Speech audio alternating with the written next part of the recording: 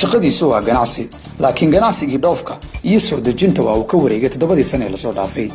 wuxuu sameeyaa lacag 20 jeer ka badan tii uu sameyn jiray waagii uu carwada baqaarka ama gaadiidka iibinayay fadhigiisii wuu bedelay wuxuuna haystaa kaar dawladeed laakiin weli waa uu ganacsadihii dawladnimada Soomaaliya waxay noqotay meesha ugu fudud ee lagu taajiro waqti hore aragtidan waxa haystay shakhsiyaad gaar ah laakiin hadda waxay noqotay aragti dad badan ku xamaashaan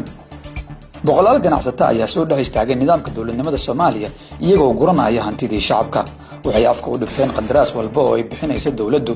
waxay qaateen dhulkii danta guud waxay heleen canshuur dhaaf waxay dalaalaan heshiisyada dawladda dhexe iyo dawladaha xubnaha ka ah qaarkoodna waxay gaareen darajada dalaal caalami ah ganacsatadan dawladda kama rabaan inay xillu magacawdo mar walba ganacsatada ku dhex milanta dawladda ee boobaha hantida dadweynaha waxay u bataan beelaha madaxda markaas xilka haysa tani waxay abuurtay in maanta ay ganacsatada hanti badan haysata isu diyaariyaan doorashada soo socota ee Soomaaliya iyagoo raadinaya qof ay kula daartaan inta ugu badan ganacsatadan waxay degan yihiin Muqdisho iyo Nairobi doorashada soo socota ee Soomaaliya lacagaha lagu hardimi doono kuma ekaan doonaan boorsooyinka carabta laga keeno waxaana la saadaalinayaa in hardan culus u dhaxmari doono ganacsato iswaji taqaana balse kala ujeeda ah ganacsatada doonta saaran ee hadda haysata qandaraasyada waxay u dagaalami doonaan in saaxiibadoodii fursadda siiyay ay ku soo laabtaan xafiiska halka kuwa banaanka loo tuuray ee laga xiray tubooyinka ay dhuuqi jireen ay u dagaalami doonaan inay dad cusub la yimaadaan si ay bari iyaguna uga faa'iidaan xogtu waxay sheegaysaa in ganacsatadu ay durbasho kaansi ku bilaabeen musharaxiinta dhowrkii bilood ee la soo dhaafay waxaa laga dareemayay magaalooyinka Muqdisho Nairobi iyo Istanbul kulamo u dhaxeeya siyaasiyiinta la filayo inay u tartamaan xilka madaxtinimada Soomaaliya iyo ganacsato caan ah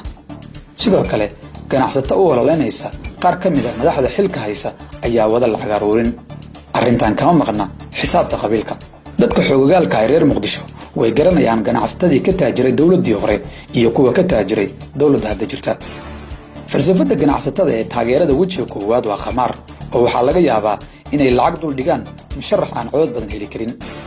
laakiin haddii uu guuleysto waxaa jirta fursad fudud oo aan khasaaro badan lahayn waana in madaxda la qaameeyo oo lacag la deymiyo si looga qaato mashaariic ama dhul maadaama ay madaxda ku adag tahay inay kaash soo celiyaan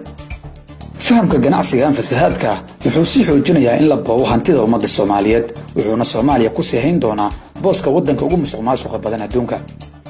ganacsatada xogdoonka ayaa batay bilihii la soo dhaafay kuwaas oo ogaanaya fursadaha musharaxiinta ee doorashada soo socota si aanay toogashadu uga qaldamin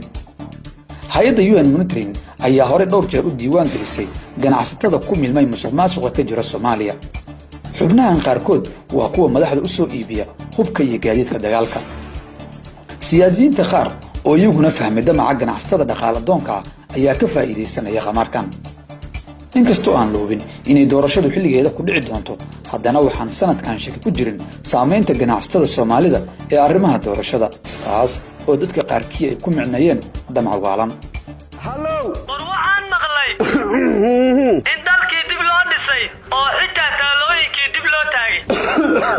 waan ogahay in carruurta reer galbeedku boombolada ay aad u jecel yihiin war taalooyinkii halgamayaashii dalka oo dib loo taagay ayaan kaala hadlay wax badan oo maanta ka mudnaa taallo ayaa la iloobay war dadkan gudaha jooga mucaarad badana war wax ka mudan ma lahan anna inaan imaadaan raba oo aan soo booqdo sidaadu martaba ma lahan haddaadan darooni saarnayn haddii aad u aragto in muuqaalada noocan oo kale ah aad wax ka faa'iideyso like saar si aan u aragno cadadda tirada danaynaysa mahadsanid